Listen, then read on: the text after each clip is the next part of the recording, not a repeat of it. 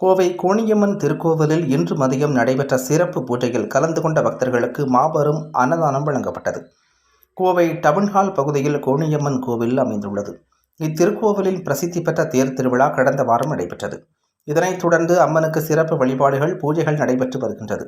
இதன் ஒரு பகுதியாக இன்று நடைபெற்ற மதிய பூஜையில் ஆயிரக்கணக்கான பக்தர்கள் கலந்து கொண்டனர். அவ்வாறு கலந்து கொண்ட பக்தர்களுக்கு பெரிய கடை வீதியில் உள்ள ஸ்ரீ சக்கரா அசோசியேஷன் உரிமையாளர் சத்தியமூர்த்தி மற்றும் அவரது குடும்பத்தினர் தலைமையில் மாபெரும் அன்னதான நிகழ்ச்சி நடைபெற்றது.